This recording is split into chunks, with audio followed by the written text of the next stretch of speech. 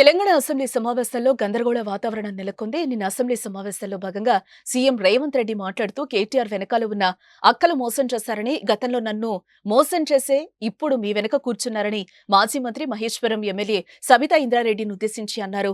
దీంతో బీఆర్ఎస్ మహిళా సభ్యులను సీఎం రేవంత్ రెడ్డి అవమానించారని, ఆయన వెంటనే క్షమాపణలు చెప్పాలని బీఆర్ఎస్ సభ్యులు డిమాండ్ చేశారు. కానీ అసెంబ్లీలో ఎస్సీ వర్గీకరణపై మాట్లాడటానికి మైక్ ఇస్తామని స్పీకర్ చెప్పుకొచ్చారు. దీంతో బీఆర్ఎస్ సభ్యులు సభ నుంచి వాకౌట్ చేశారు. అనంతరం అసెంబ్లీలో సీఎం ఛాంబర్ ముందు నిరసన వ్యక్తం చేశారు. సీఎం క్షమాపణ చెప్పే వరకు నిరసన కొనసాగిస్తామని తేల్చి చెప్పారు.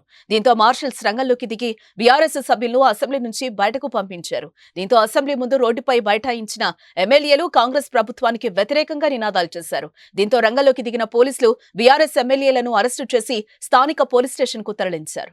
ఒక మహిళ ఎన్నిసార్లు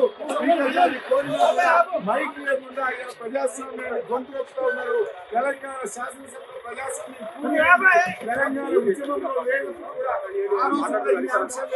తెలంగాణ ఉద్యమంలో లేని ఆంక్షలు ఈరోజు తెలంగాణ శాసనసభలో చూడడం నిజంగా చాలా దురదృష్టకరం. తెలంగాణ ఆడబిడ్డల్ని అవమానించిన ముఖ్యమంత్రి వెంటనే క్షమాపణ చెప్పాలి. తెలంగాణ ఆడబిడ్డల్ని అవమానించిన ముఖ్యమంత్రి వెంటనే